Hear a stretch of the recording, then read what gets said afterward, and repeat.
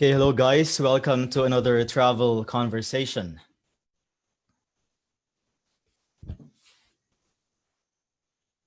So wherever you are in the world, let's just relax and just talk about travel.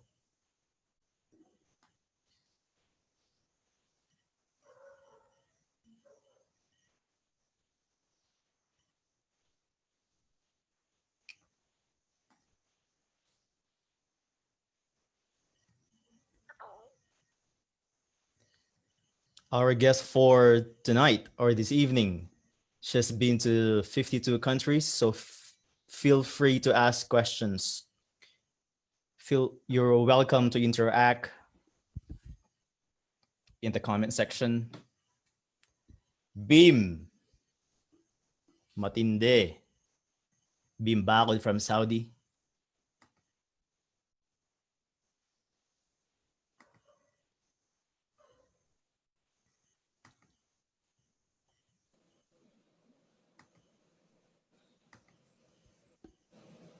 Hello. Hello. We're live, Veda. Hi. Hi, everyone. Wini-welcome lang natin yung mga nag-join. O si Nolan from Philippine Global Explorers joined us. Welcome, Nolan. They're supportive. Hello, Nolan. Sorry, medyo I'm shy. I'm a little bit shy. Shy din ako eh. Camera shy din ako eh. Okay. Alright. Sabi ni Nolan, PG admin team is just in a meeting right now. Oh, kasi parang may ano sila mamaya eh. May event sa Okay. Facebook group. Sumasali ka ba sa mga ganun ng Philippine Global Explorers? Yung mga pag-game nila? Nakikita ko lang sa feed, but I try to participate sometimes sa here in my own time na, pero not actively. I guess I'm not really that active pa for now. Maybe soon. Ang hirap ng mga games nila eh, yung mga where in the world is this? Hindi, mga batikan kasi itong mga Actually, hindi ko alam. Ko parang, okay, masyado pang konti yung places that I've been to. That's why I cannot really participate. So parang feeling ko, oh my God, konti pa lang napupuntahan ko. Parang gano'n. Konti ba yun? 52? Sa akin nga, 41 lang. Nag-comment si Joey. Okay. Sabi niya, akala ko si Jenilyn Mercado. Uy, akala na raw si That's the first. Wait lang tayo ng mga siguro 3 to 5 minutes for more people to join before we can start. Okay. Good thing you can see them here. Medyo kinakabahan ako eh. Okay lang. Ayun, nagkakapit ka na eh. Kaya pala ka nakabahan ka. This water. Good. Healthy? Hindi ako pwede mag-coffee. No, kasi pag nag-coffee ako ng gabi, hindi ako makatulog. Ako din, kaya umaga lang eh. So pagkagabi, wala nang moment sa Starbucks sa'yo. Siguro ano na lang. Tea na lang. Before, when I was in school, I'm a night owl, so I'm up all night, then sleeping in the morning. Pero now that I'm working, it's the other way around. So I sleep around mga 12, wake up around 7, 8, or maybe even earlier if I have work or meetings. Sabi ni Joey, beer would help. I drink wine though. I used to be a beer drinker, pero wala. Ngayon nalalasing na ako ng 1 bottle of beer. Now I drink wine. I can finish a bottle of wine by myself. Kaya pala gusto mo yung Spain. Yes, mga Italy, di ba? Mga European countries. Puro wine. Lunchtime wine. Sa Italy, yung wine dun, actually sa grocery nga, mayroong katagawa €1 lang dun eh. Sa Italy. Very cheap yung wine. Almost every day kami nagwa-wine. My mom also loves wine. So, wala, everyday kami bumibili sa grocery ng wine. Yun yung pampatulog namin. Kahit we have plans for the next day. Oh, my friend Summer from Korea joined us. Oh, hello. Summer, kumusta dyan sa Korea? Wala nang COVID dyan no? Kaya tayong unang nanalo sa war against COVID, yung South Korea. Except sa North. Siyempre, North, 0 cases din, di ba? Gusto ko pumunta doon. Sa North. Okay doon, maganda doon. Makakausap mo. Have you been? Yeah. Talaga? Okay, you should tell me more about it. Kasi I want to. Nagre-research na ako about it, how to go there and all. What are the requirements? Mag-i-enjoy ka doon. Mm-hmm. Para kang pumunta sa ibang planeta. Cedric Valera from PGE. Hi, Veda. Hello, Cedric. We went on a trip before. Holy Land. Kasama siya? Yung Holy Land na trip? Yeah, actually, it's his company. I joined the travel. Parang nakimeeting ako sa PG before, nandun siya. Parang nabanggit niya na meron siyang tour company sa Manila base. Tama, naalala ko si Cedric Valera. Anong name ng company mo, Cedric? Nakalimutan ko yung pangalan ng company mo. Tour agency. Travel Factor. Ano yun? Travel Factor. Okay. Parang Fear Factor, parang gano'n. Yes, parang gano'n. Nag-comment si Sam Salvador. Sabi niya, I'm impressed. 52 countries. I also work in a law firm and I only managed to visit 10 countries. Galing. Well, it's doable. Basta, mag-dedicate ng time for that, diba?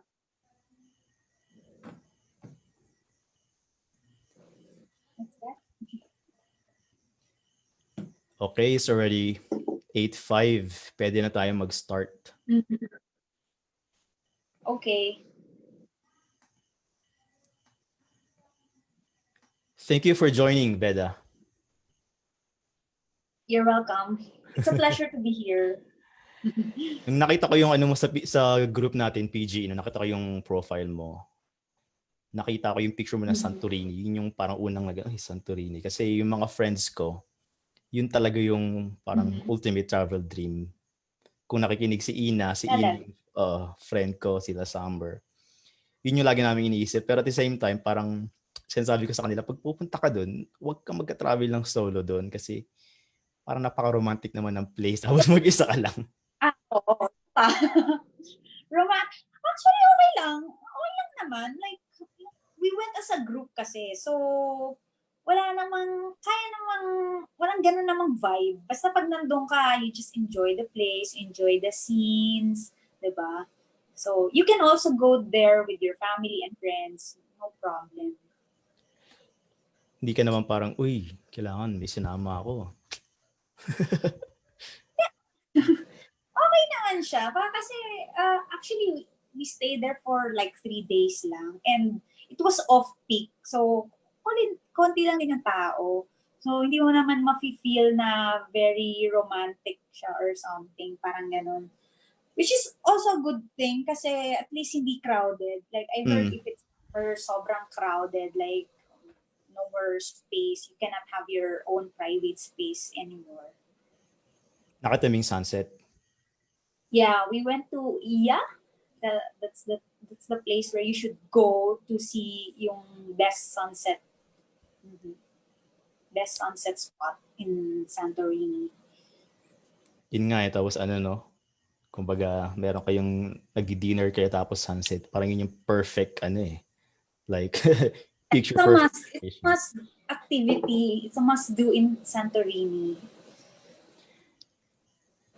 52 countries and territories na puntahan mo. Like sabi ko nga, ako kasi 41, including territories. Okay. Tapos yung mga friends ko, lagi sinasabi sa akin, wow, ang dami mong countries. Pero nung na-meet ko kayo, yung iba sa atin, sabi ko, Parang yung napuntahan ko, lumiit eh. So, 52 tapos ano ka? Kailan nagsimula tong ano mo? For sure, you're very passionate about this kasi 52 yung pinuntahan mo. Kailan to parang pinakasimula niya? Actually, siguro it started like after ako maging full-fledged lawyer. Yun lang. Doon ako nag-start, which is sometime in 2014. Mm-hmm. So, syempre, when I became a lawyer, I started to earn money of my own. And I would allot a huge chunk of my salary for my travel fund. So, and before, sobrang daming mga promos in Cebu Pacific. So, I took advantage of those. I started crossing off yung mga destinations being offered by Cebu Pacific, and luckily, sobrang nakakakuha ko ng cheap flights. So, I guess that's how it started. Yung sa Cebu Pacific. And then, nung medyo nakuha ko na yung Cebu Pacific, or I mean, yung mga destinations there, napuntahan ko na, I moved on to yung mga mas malayo. Siguro that was 2015, 2016 when I started nag-Europe na ako or US, mga ganyan. Kasi once ma-start mo siya, nakaka-addict eh. Parang pagka-uwi mo, saan ako pupunta? Yung magbubook ka na naman. Parang ganun. Totoo yun.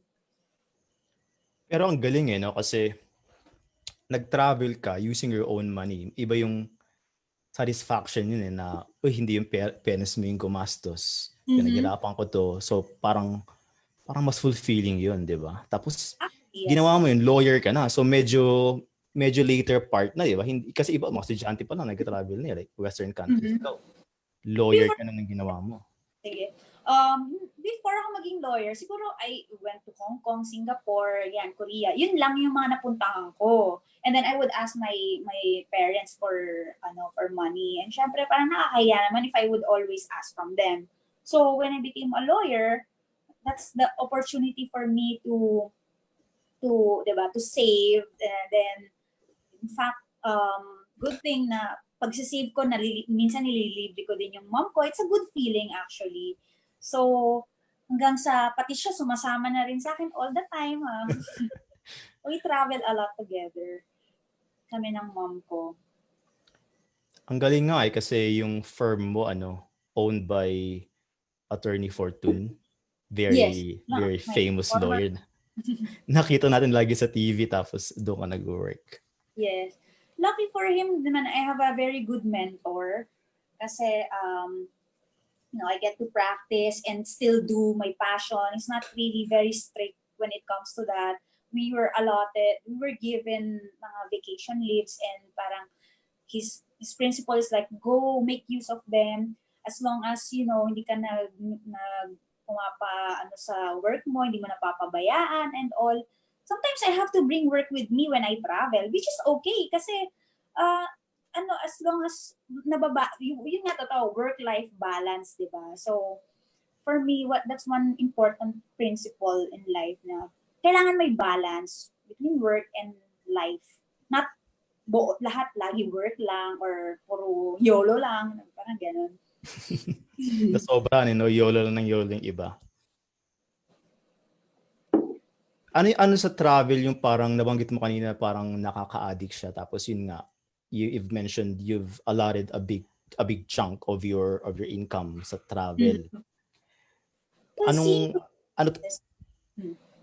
Seeing new places, doing activities, extreme. Well, ako kasi medyo adventurous type of traveler. Gusto ko ng mga extreme activities. So, if I'm going to a particular destination, I would research a bit what activity is unique to this particular place, so I might as well try it out. Yun yung nakaka-addikan ko. I research a lot before I go to a destination so that I can maximize my time staying there.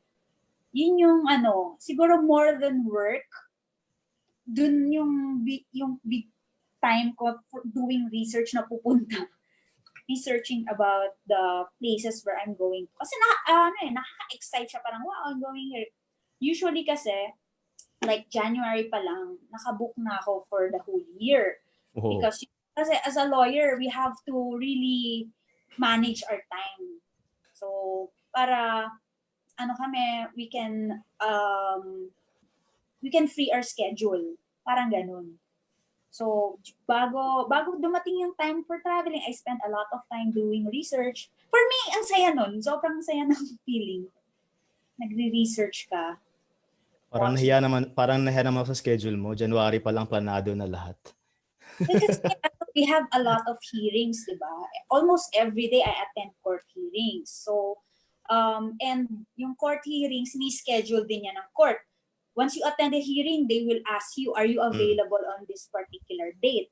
And then, para we can plan ahead, I have to book my travels ahead. Yun yung parang sa pagiging lawyer. We have to plan everything ahead. So much better if nakabook na yung travels mo and then mag-adjust na lang yung work. Parang ganun.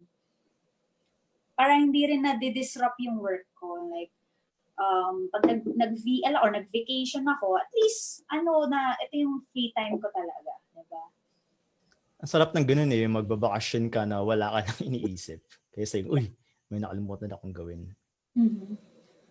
Pero naranasan mo bang mag-travel na, kasi sabi nila, ang isang benefit daw ng travel, which is, I found that is very true nung nag-work pa ako, na isa yun sa parang magre-recharge sa'yo. Kasi diba ang busy ng work mo.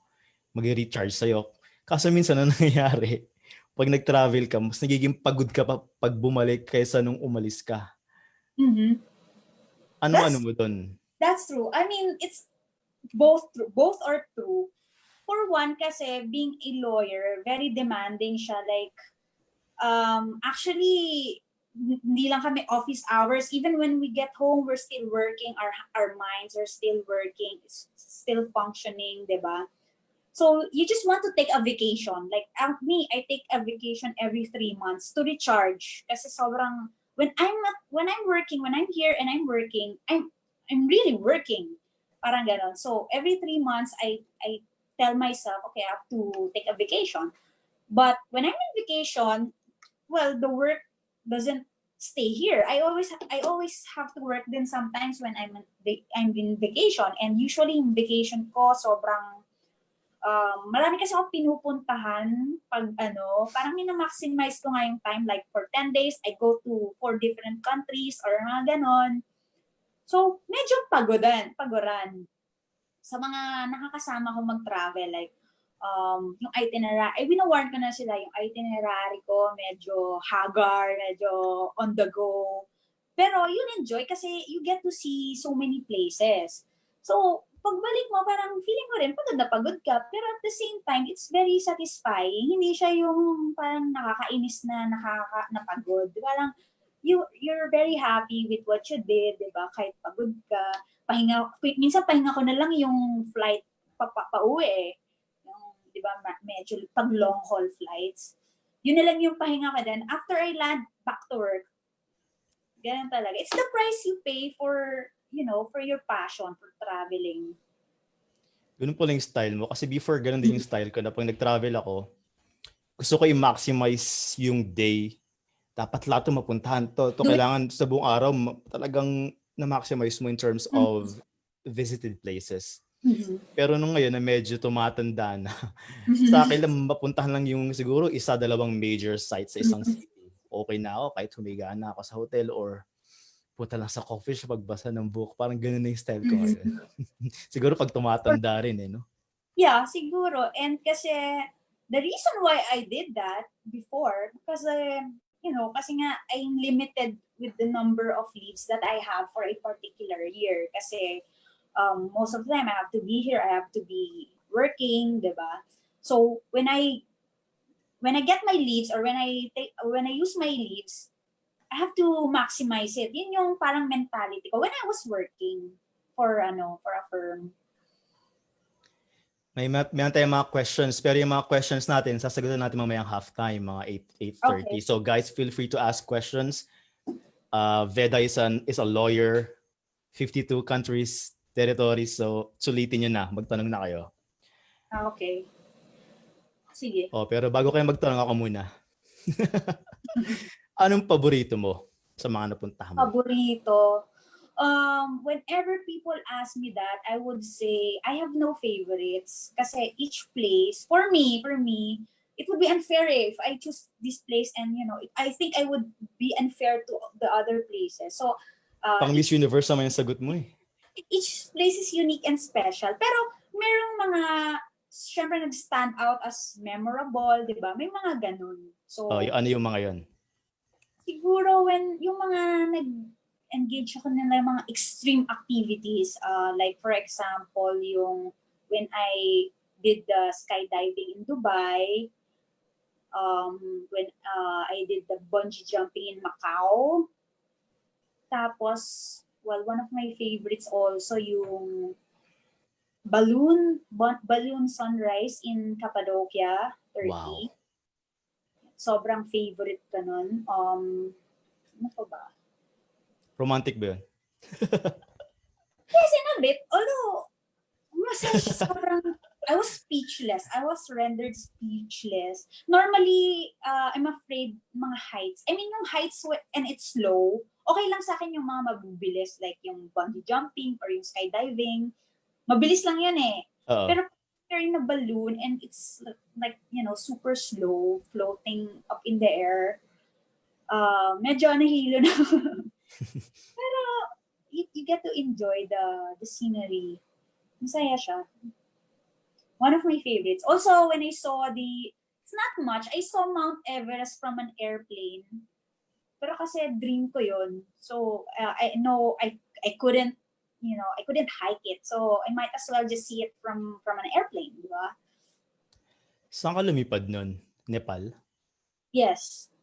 From Nepal, there's a tour which will take you to the Himalayas and take to the Everest. Pumunta ka sa Lukla Airport? No, actually, dun lang sa Kathmandu Airport. Okay. Doon na nanggaling. Yes. They will fly near the Everest. So you can see it from the window of the airplane. Grabe, no? Bira mo highest mountain in the world, tapos nakikita mo. Anong feeling mo nung nakita mo yun? Kasi dream ko talaga makita yun eh. Talaga? Oo. Dream ko talaga siya makita like from the ground and then yung sa Everest Base camp. Oo. But since hindi ko siya kaya, I know hindi ko siya kaya. I mean, at least not now, diba? So parang okay, when I was there, I might as well, ride the airplane. And actually nagulat ako, may ganun pala. So happy when I saw it. And we were lucky kasi that time, clouds are clear, so we get to see it. The weather was nice. Yung mga ganun, swertehan din eh. Mm-hmm. Pakita natin yung mga pictures mo na binanggit mo. Okay. Huwag ka mag-alala, hindi papakita yung Finland na naiwan yung luggage mo. Ito. Nakikita ba nila? Ano ba nakita niyo dyan? Wait. Teka lang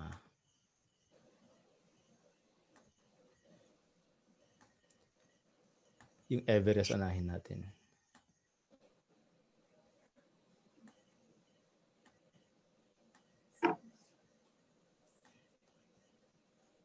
Alam mo yung base camp ng Mount Everest, kung gaano kataas?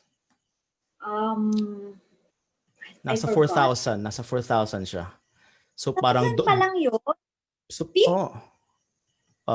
meters. So parang doblehin mo yung almost doblehin mo yung Mount Apo. Base camp pa lang yun Mm-hmm. Yun. Is it your dream to Base camp lang, hindi naman yung umakyat, ayoko magpakamatay. Ito. Why not, diba?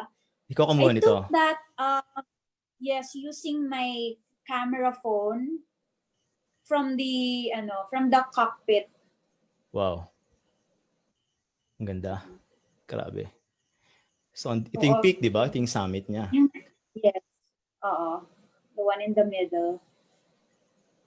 And yung sinasabi mo kaninang another romantic moment.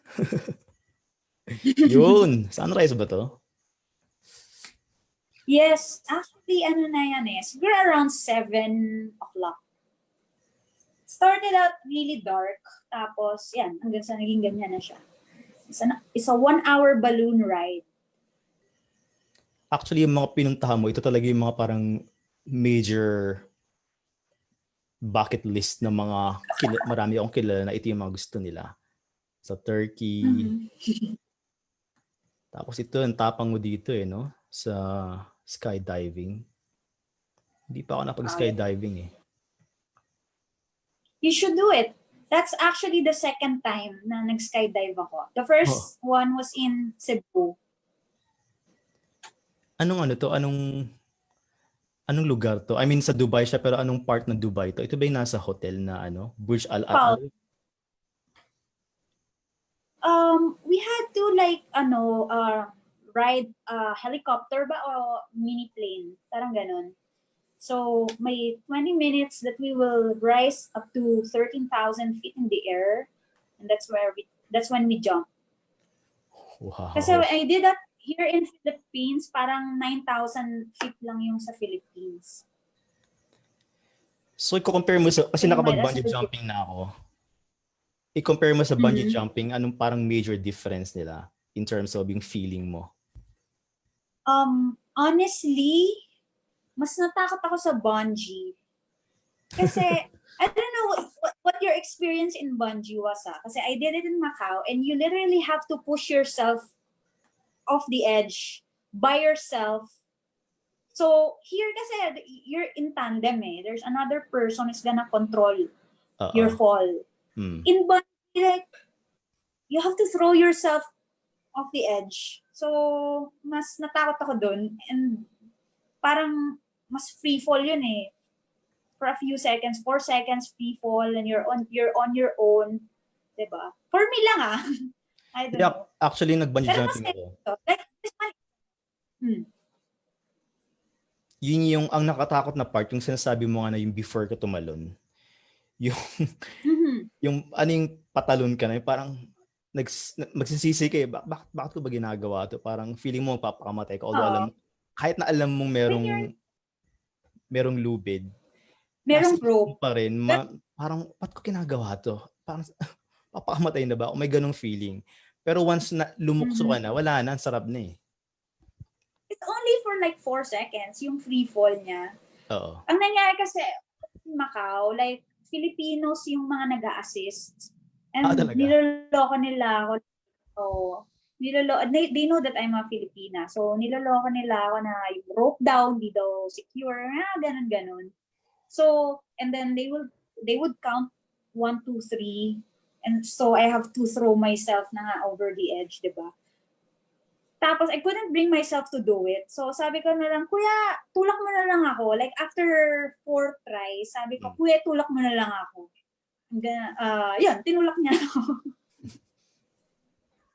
Or else, wala. Hindi kami matatapos. Like, I'm gonna hold the line.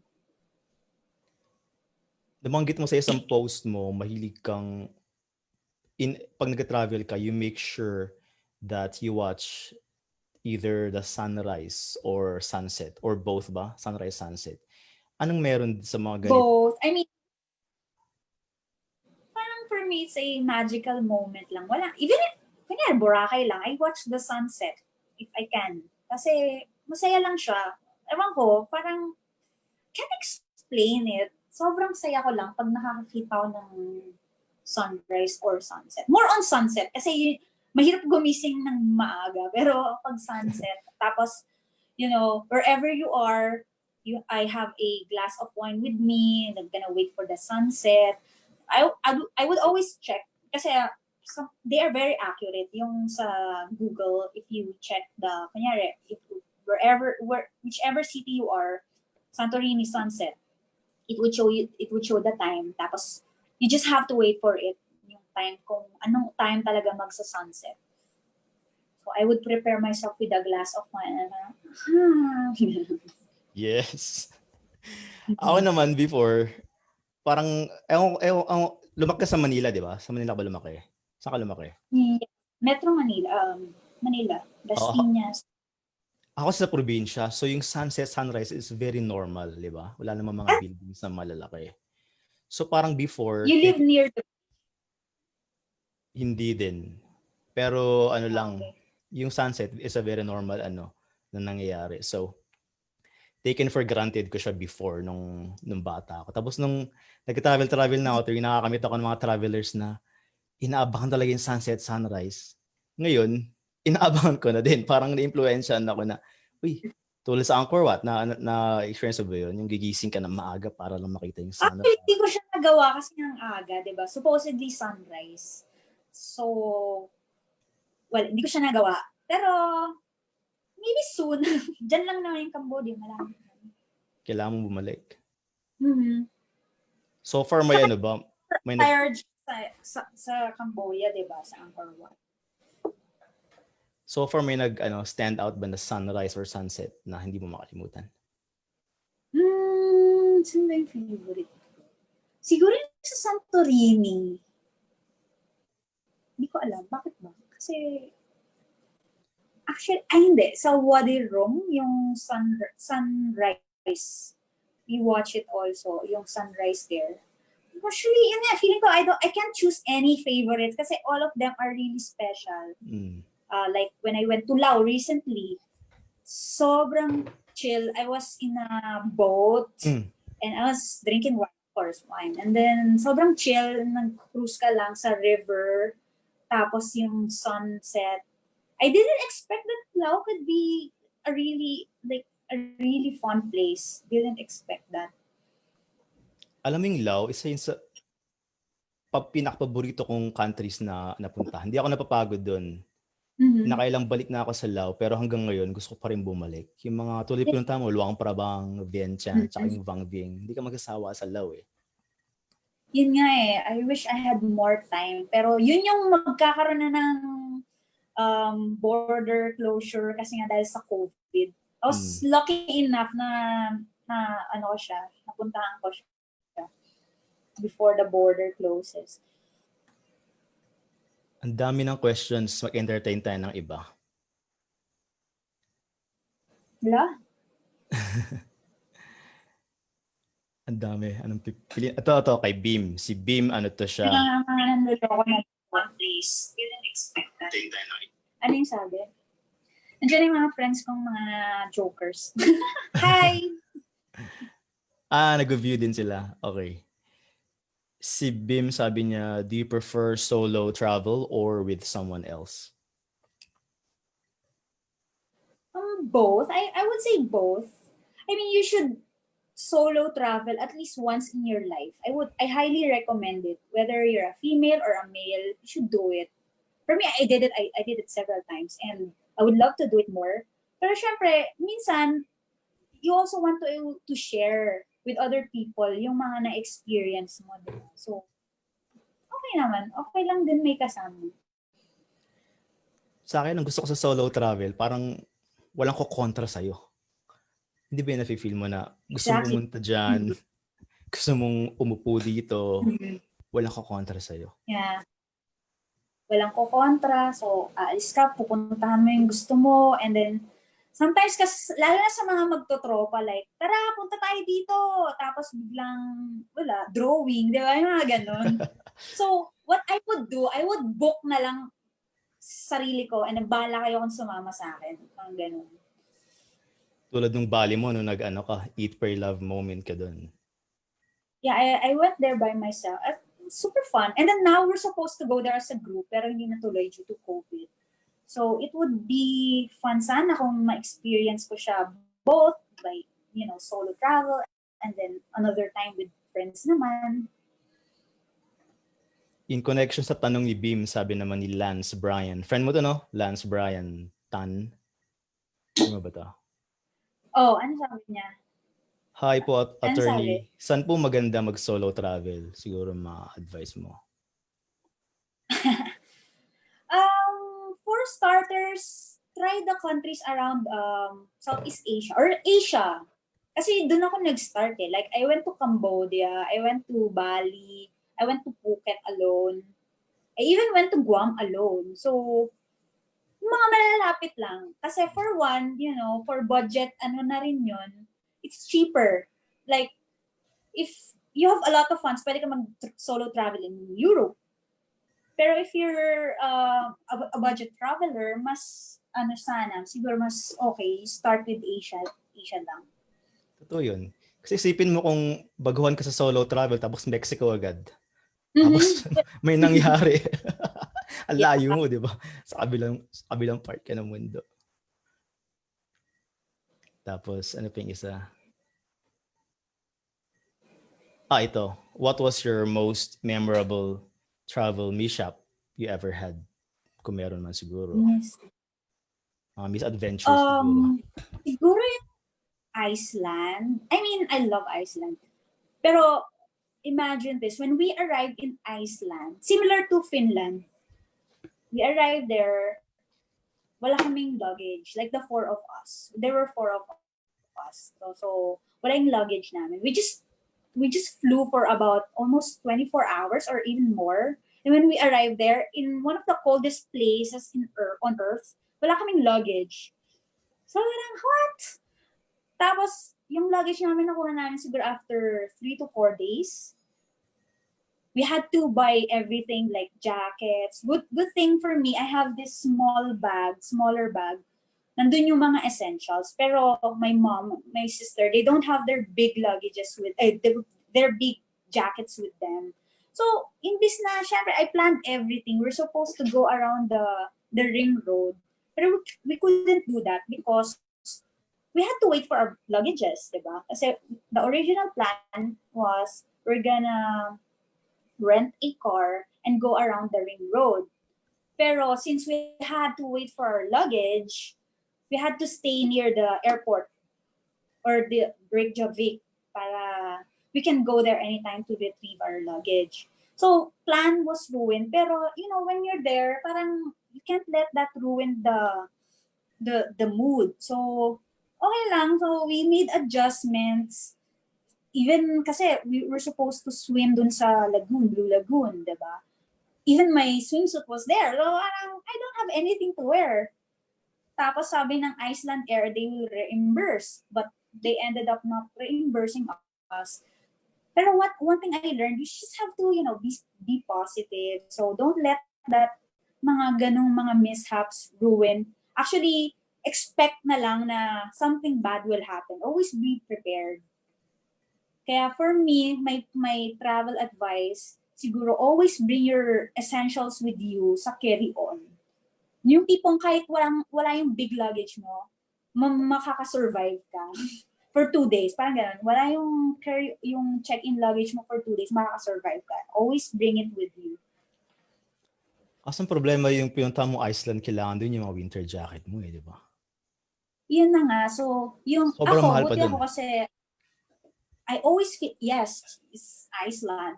I always feel cold sa airplane. So, I always have the big jacket with me, which is good thing, no? Para yung pagdating ko doon, okay lang. I wore that for 3 days. Pero yung mom ko, parang bumili pa siya. Ang mahal-mahal. Sobra. Mm-hmm. Pero sabi kasi ni Iceland Air, they will reimburse. Pero nakauwi na kami lahat-lahat, hindi pa niya nire-reimburse. Hanggang sa tinamad na kami. Hanggang ngayon? Which brings to travel tip number 2. Okay. Always buy travel insurance. Yeah, I was about to say that. So wala kayong travel insurance nun? We had, pero we were expecting that Iceland Air would reimburse us. Hanggang sa nakauwi na nga kami, parang tinamad na kami kasi may limit naman siya. It's like $100 for each person. Tinamad na. Yung Iceland isa yan sa top of my list na gusto ko talaga mapuntahan. Dahil nga sinabi ko before yung isa doon yung dahil sa pod ko movie, Secret Life of Walter Mitty, isa yon tapos mga nababasa. Kumusta naman yung Iceland? Talagang maganda ba talaga doon? Kasi sa picture ang ganda-ganda Parang yung mga volcano, tapos parang nasa ibang planeta. Kumusta experience mo doon? Parang nasa ibang planeta. I mean, imagine that, I arrive in Iceland without a luggage. Dapat sobrang bad trip na ako. Pero when you're there, you just kind of forget about everything bad that happened and just enjoy it. Which is what happened. So, nakalimutan ko na may problema pala ako na wala akong luggage. Oh, what happened? I think may picture ako ng Iceland mo dito. Pakita natin sa Okay. kanila. Sige, continue lang. So, ayun, sobrang saya siya. Nag-enjoy ako. It's everything that I could ever wish for. And I want to come back, actually. And yung magical moment, syempre, the Northern Lights, we were lucky that we got to see it. Kasi a lot of people who went there, they weren't able to see or to watch the Northern Lights.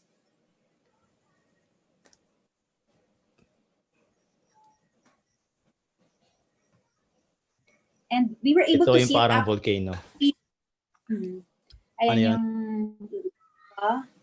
I think that's the lava. Ito. Yun. Grabe, ano? Parang nasa ibang planeta. Ano antong parang green niya? Yan yung parang nag-dry na lava. I think I said it, I described it in a post. Kasi before, there was a giant or big volcano explosion in Iceland which wiped out almost the entire population. So imagine that's the lava. Grabe. And then nag-dry na lang siya.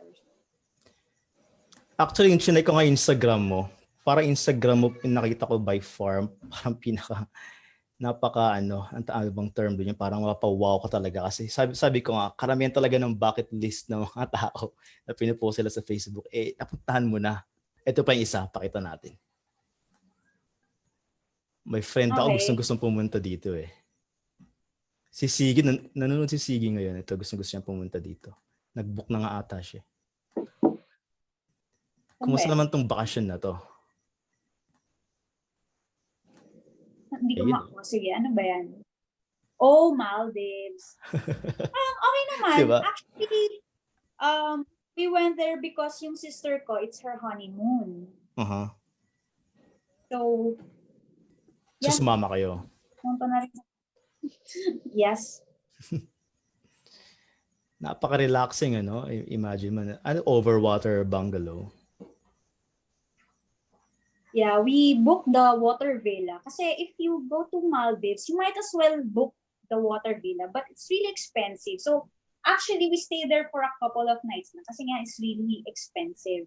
Which, for me, I just want to try it out kasi that's what Maldives is known for, right? So at least for 2 nights, I got the experiences. Sobrang happy na ako. Yun na yun. Nabanggit mo kanina, mahilig ka sa wine. Kaya nagustuhan mo yung countries na Italy, tapos Spain, yung magagaling mag-produce ng wine eh. In terms of food, may particular ka ba na nagustuhan sa mga 52 countries na napuntahan mo? In terms of cuisine ng certain countries? Actually, I'm a foodie talaga kasi. So, normally, hindi ako masyadong picky. Pero, if I would to choose a type of cuisine, well, Japan. Kasi, I love Japanese food. Even when I'm here, I eat a lot of Japanese food. Pero, one thing that surprised me was when I went to India. So, I didn't expect that I will love Indian food. Kasi I don't normally eat it here. So, when I got to India, sobrang na-enjoy ko yung Indian food. And I quit eating rice. Pero when I went there, parang rice all the way. Rice for lunch, rice for... Ang sarap ng Indian food lalo kung vegetarian ka. Kasi ako, vegetarian ako. So pumunta ako doon, hindi ako nahirapan. Hindi ako nahirapan kasi mostly vegetarian yung nila, yung mga options sa restaurant. Na-enjoy ko rin yung mga nila, mga chicken tikka, yung ganyan. Parang mga Mediterranean-ish food. Well, I love Mediterranean din. Yun lang. Anong reaction mo nung nakita mo yung Taj Mahal? Well, talagang speechless. Like, you know what to expect. Like, it's a Taj. Sabi nila, like, mapapaiyak ka. So, you kind of know what to expect. But when you're there, parang, ganun, pa rin it exceeded your expectations.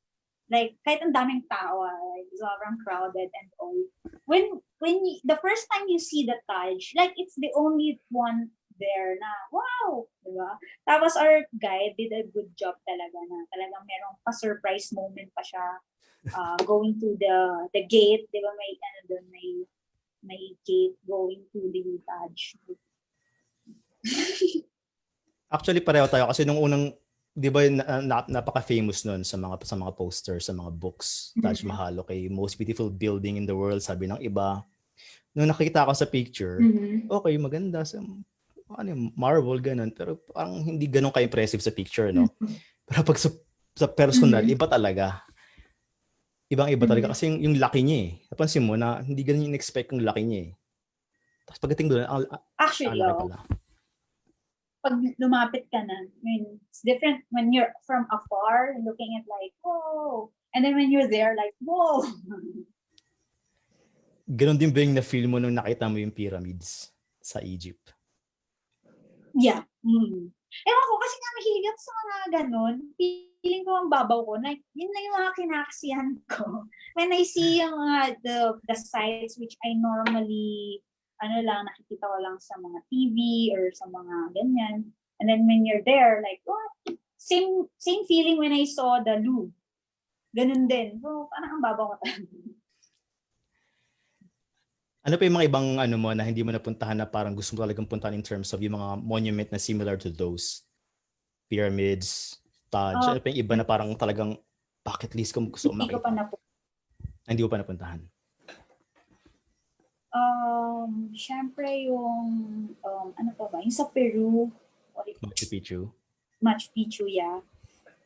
Tapos, ano pa ba? Stonehenge, nakapunta ka na, di ba? Saan? Stonehenge, napuntahan mo na din. Yes, oo. Okay naman siya. Na sobrang na-enjoy ko din. Ganun nga, parang nakakaiyak, parang teary-eyed ka lagi whenever you see yung mga ganun lang. Nag-start siya as a small, kasi malayo pa lang, parang naiiyak-iyak ka na. Ewan ko, ganun ako. Tapos nabanggit mo before yung travel movies na mga napanood mo, like yung Before Sunrise, pinanood mo noon nung Before Sunrise nung when you were younger, you've watched it pero hindi mo nagustuhan. Tapos ngayon nung pinanood mo ulit. The story was, hindi ko siya masyadong na-appreciate because it's more of a parang dialogue movie. And then syempre, you're a kid, diba? Parang hindi mo masyado, you don't like mga talky movies. And then during quarantine, I rewatched it, and then the setting was in Vienna, and I've been there, so I don't know. So aside from yung movie talaga na nare-relate ko, I've been there, tapos doon ko siya na-appreciate, and then nag-marathon ako before sunrise, before sunset, before midnight. Ganda ng pagkakagawa no? Kasi isipin mo yung span ng time na ginawa yung bawat isang movie na yun, yung character nila parang ganun din yung edad nila na dinidepict nila sa character, yung mga artista na nagumanap. So parang tapos yun nga yung last, yung before midnight sa Greece. Ang matandaan. So matandaan talaga yung mga kaya siguro ang ganda ng pagkakagawa. Yeah, parang yung basa ko, parang sinadya siya ng director. Sinadya talaga. He did, oo. Ano paborito mo sa tatlo?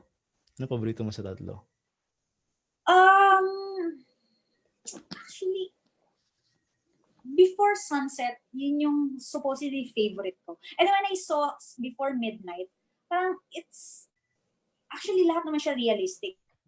Parang yung different parts of a relationship. Parang lang yung Before Midnight, parang boom, yung sinuntok ka sa mukha dahil that's reality, diba? No happy ever after like the ones you see in fairy tales. So this is the reality, which a lot of movies, they don't show it. That's what Before Midnight is. Kaya siya sobrang na-appreciate ko na merong ganun. Totoo. And apart from that, yung mga pagkain doon nakakainggit eh. Pansin mo, di ba may part doon na kumakain sila. Mediterranean cuisine, nakakainggit eh. And at the same time, nakakamiss, parang, what? Di ba? Kailan kaya ulit na makakakain ng ganun sa Paris or sa Vienna? Akala ko kailan ulit makakasakay ng train, baka magkaroon ng before sunrise moment. Actually, nag-train din kami from Vienna. So parang very relatable. Yung kasi like, well, not going to Paris, but that's going to Paris yung train. Pero more, I think we took a train going to Bratislava. So parang relatable siya na parang, it can really happen. May isang picture ka pa na na-recall. May isang picture ka pa na ito na naman eh, na gustong-gusto na mga puntahan ng mga tao. Tapos napuntahan mo. Yung Toblerone. Oh, is that the Matterhorn? The one in Switzerland? Or, hindi ko alam yung pangalan nun. Basta yung, sinasabi nila yun daw yung nasa logo ng Toblerone. Oh, I took a photo. I remember taking a photo somewhere in Switzerland of a Toblerone look-alike mountain. Pero it's not hindi mo official. Sure. It looked like a Toblerone. Pero ang alam ko kasi yung Matterhorn yung yung parang kino-correlate nila with Switzerland. With the Toblerone. Oh, hindi pala tayo sure doon. Baka may nakakaalam magko-comment sa magko-comment na lang sa comment section. O yung mga friends mo sumali na. Attorney pa shoutout naman. Ni Kasha Boys. Sino itong mga to? Hindi ko napapasa yung mga message nila. Sabi ko sa'yo, ayoko basahin kasi makukulit yung mga yan. Okay. Nako-conscious ka ba? Kinda. Hindi ko mabasa. Ano ba yung sabi? Na nagpapa-shoutout lang mga friends mo. Si pangalan nito? Hi my friends. Si Justin Insyong. Pa-shoutout daw. Hello. Hi. It's my college friend. Before nangyari yung COVID, may mga may mga ganong ka-passionate kasi may mga nabook ka ng flights. For this year. Luckily, wala pa masyado. Ang meron ng Bali because it's my friend's bachelorette party. We're supposed to go there for the Labor Weekend. Pero yun nga, it got canceled. Surprisingly, hindi ako nag-book for the entire year. Like I told you, diba, I normally book ahead, like January until December nakabook na. For this year, I didn't do that. I don't know why, pero I didn't. So, swerte na rin, I would say. Buti nga hindi ka pa just nag-book. For this. Yeah. Kasi may parang mga hinihintay akong ganun, parang contingencies. Pero ano sana yung plans mo for this year kung if ever hindi sana nagka-COVID? Ano mga countries? So, I was planning on going to Bhutan for either Bhutan or Morocco for the Holy Week. And then South Africa and then South America. Yun yung plans ko dapat. But supposedly. Ang ganda sa South America, mag-i-enjoy ka talaga. Nakapunta ka na ba South America? Haven't been. Ako mag-i-enjoy talaga dun. Tapos isa sa gina-goal mo kasi naka 52 52 countries and territories. Tapos nabanggit mo isa sa goal mo is to join the Travelers Century Club. Yeah. Actually, I got inspired kasi yung isa nating member, si Randy, I saw his certificate. Parang, what was that? And then I researched it. Parang, 100 countries or territories. It's totally doable. So, yun yung medyo in-name ko until now. And then I saw also your achievement, the Circumnavigators Club, which I plan also to do it. Siguro, sometime in the future, diba? Wow, kayang-kaya mo yun. Pag nagawa mo yun, ano ka na, member ka na ng two of the most exclusive travel clubs. Circumnavigators, Mhm. tsaka yung TCC nga na adami Exactly. natin kasama ano. Pero feeling ko mas Mhm. madali yung Circumnavigators Club eh. Talaga. Di kasi lilibutin I mo lang want yung to. mundo. Ha? Mhm. Ano yun? Want to do both though. So parang, diba? Or you can like do it at the same time. So make a lot of stops when you're circumnavigating. So makakarami ka rin ng country. Sa mga napuntahan mo, parang ano yung pinaka-exotic na experience mo na parang, uy, ibang-iba talaga to sa country natin in terms of experiences and environment. Exotic. Well, medyo, hindi, parang na-culture shock. Parang ganun ba? Culture or yung siguro yung environment, pati yung tao overall. Kasi ako nung nabanggit mo kasing Morocco, pumasok sa isip ko, nung pumunta ako ng Morocco nung nag-around the world trip ako, yun yung parang isang destination doon sa around the world trip ko na ibang-iba to sa Pilipinas in terms of culture. Tulad ng pupunta ka sa coffee shop nila, puro lalaki sa Morocco. Why? Nagulat ako. Oh, is it? Akala ko nung una coffee shop lang na yun, ang ganun. Tapos nung nag ano ako, tea kasi uso doon yung mint tea. Nag-mint tea ulit ako sa isang coffee shop. Parang walang babae dito, parang puro lalaki. Yung mga ganun ba na ano, parang na culture shock ako in terms of mga ganun. Tapos iba yung pagkain, ibang-iba sa ano. So ikaw, anong parang ano, mga countries nagkaroon ka ng ganung experience siguro? Siguro may ganong moment ako na, what? Parang ganong moment. Yung nasa India ako. Like, pag hop in pa lang namin dun sa ride, we had a private ride from the airport to the hotel. And then, okay naman. Then, bigla ko napansin, yung car namin, both sides, walang mirror, side mirror. I was like, how can you drive like that? And we were on the parang expressway, parang freeway siya. We were going so fast. And then, he was doing that, is zigzagging along throughout the way, di ba? So, nagulat ako. And then, ma-heart attack na dapat ako when I saw lahat ng cars ganun. So, what? Is this the norm? So, medyo na, ano ko doon, na-shock ako na may ganun pala.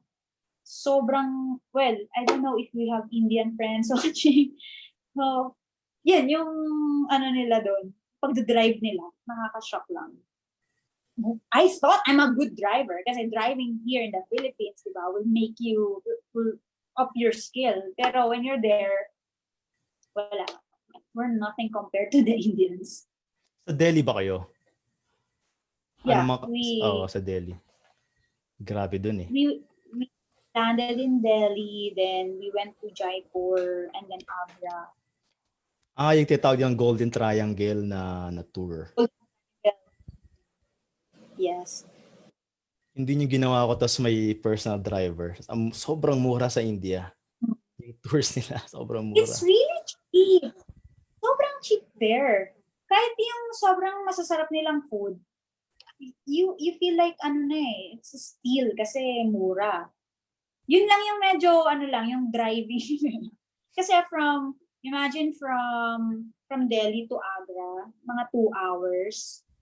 Hindi talaga ako natutulog eh. Supposedly, kasi, di ba dapat mag-relax ka lang, let the driver do the driving for you. I was watching the road kasi ano eh sila. Then from Delhi to Jaipur, it's another 3 hours or 4. So you cannot relax. Pero other than that, yeah, I like India. I enjoyed India. Ano naman yung in general yung travel style mo? In terms of travel style, in terms of backpacker, or ano ba yung prefer mo na style when you travel? I would say na I'm a budget traveler. Not really a backpacker, pero budget pa rin. Budget travel. Like, budget flights, budget accommodation, kung sa makamura. Kasi nga, my thinking is, if I spend less, I can go to more places. Parang yun yung thinking. Although there are certain exceptions. Syempre, if I go to like Maldives, I might as well spend a little bit on the hotel since, well, that's Maldives, diba? Yung ganun. Aside from being a budget traveler, I would say I'm also an adventurous type of traveler. I want to try the extreme activities the place has to offer. Pakita natin sa kanila to. Okay. Kumusta naman yung experience mo? Ano to, glass? Oh, the Igloo Hotel Oo. in Finland. Actually, it started out, I saw it lang sa Facebook, yung mga ganon, di ba, mga bucket list. So, I researched on it and saw that you can actually do that in Finland. And the bonus is that if you see the Northern Lights, which unfortunately for us, we didn't see. Pero it's an experience in itself, sleeping or staying the night inside an igloo hotel. Wow. Napakaganda yung experience. So kasi sabi ko nga sa'yo, ikaw pa lang yung kilala kong nakatulog sa ganito. Which is, ang daming friends na nagpo-post sa Facebook na someday, bucket list. Tapos, ikaw nando ka na mismo sa igloo house. I would tell them, just go do it. Like, book that flight, book that hotel. So, that's 1 year in the making. We booked that like 1 year in advance kasi nga, punuan siya. Everyone wants to try that. So just, yun yung tip ko sa mga gustong, mga gumawa ng mga bucket list na yan. What are you waiting for? Just go do it. That's what I did. Like, binuko ko na siya kahit medyo uncertain pa, like 1 year ahead. What's gonna happen in 1 year, diba? Well, most of my travel plans are like that. Totoo yun. Totoo yung sinabi mong yun. Actually, marami rin akong kilala na walang problema pag hindi mo talaga hilig mag-travel di ba? Walang problema. Pero yung mga kilala ko na gustong mag-travel pero and they have the means, They have the means to do it. Pero pag andyan na yung time, hindi naman sila magbubook. They would do some other stuff, maybe siguro buy an iPhone or something. So ito nga ang sinabi mo, kung talagang gusto mo, di ba? Pag-iipunan mo tapos magbubook ka talaga. Parang ganun. Well, that's also the thing with me. I'm not really materialistic. Like, I would rather spend my money or my income on travel than buying stuff. So, yun siguro kaya naka-travel din ako extensively because of that. Naku, ang dami pa sa ating pag-uusapan. Veda, 9 o'clock na pala. 1 hour na tayo nagsasalita. Salamat talaga sa time mo, very, very passionate traveler. But before we end, may mga questions pa tayo. Siguro i-accommodate natin yung iba. Okay. Kasi may mga tanong pa dito. Tulad tong friend ko, si Jelay, my friend, high school classmate ko to. Sabi niya, what is the best country to visit here in Asia except Japan and Korea? Kasi parang siguro Asia muna yung gusto niya, except Japan and Korea. Anong best country? Depends on the budget and it depends also on the season. Well, kasi nandun na siya. Sabi bawal daw yung Japan and Korea. And those are my two favorites in Asia, honestly. Pero I would say give yung mga ibang countries a chance. Like for me, India, I enjoyed India and Nepal, diba? It's also part of Asia. So surprisingly, nag-enjoy ako doon ng malala. So give them a chance. Mga even Lao. Kaya nga, I don't have any bias towards any particular country. Kasi each of them is special and unique in their own way. Try as much as you can. Yun yung mabibigay ko na lang na answer. If you can go to all those places, you don't have to be rich to be able to do that. Just, if you're a big saver like me, and I save a lot just so I can fund my travels, then you can go to all those places and experience what they have to offer, diba? Tapos, sabi ni Nolan, nag-comment siya, Circumnavigators Club is easier. Just buy an RTW ticket, then fly. So Maybe yun. after COVID, I would do that. Pero grabe yung Bhutan, talagang ganda dun no? Buti yun yung isa mga ano mo. Gusto ko rin talaga pumunta dun kasi yung culture nila parang preserve na preserve. Yun yung parang ano niya attraction niya dun sa Bhutan. I agree. So you've traveled to 52 countries. Sabi ko nga kanina, yung Instagram feed mo for me, ang pinaka-impressive na nakita ko. Talaga ba? Totoo. Sa mga backlinks. You have Santorini, you have Aurora Borealis, you have Maldives, you have Giza. Tapos, ito simple pero gusto ko, you have Cambodia. Yung Angkor Wat, paborito ko yun. Luang Prabang. Final words mo for our audience, especially those you inspired to travel. Anong siguro anything about travel na tips mo sa kanila? And as a lawyer, di ba? Kasi lawyer ka, siguro baka may sa kanila na in terms of traveling and siguro mga legal stuff kasi lawyer ka eh. Well, sa mga legal stuff, I had to learn this the hard way, You just have to educate yourself with particular laws, rules, and regulations of the country where you're going. Kasi, let's face it, in here, we're used to getting away with, the simple traffic violations. We get away with that. Pag nag-comply ka, pwede na lumabas, parang gano'n. Yeah, or pag sinabmit mo. Our way, Pero when you're in another country, it's a different matter. Like, some countries, they really enforce their laws strictly. So, we learned that the hard way, hindi gagana ang charms. I remember when I was in Nice, good faith naman. We rode a tram. We didn't know that you're supposed to validate your ticket. When you buy a ticket, you have to validate it yung sa tram, inside the tram. And then after one stop, di ba, we rode the tram and then after one stop, merong dumating mga patrollers. And then they checked the ticket. So we showed our ticket. And then we didn't validate. So they found out that we didn't validate and then we were fined. And we had to explain that we did this. We bought a ticket. Each of us has a ticket.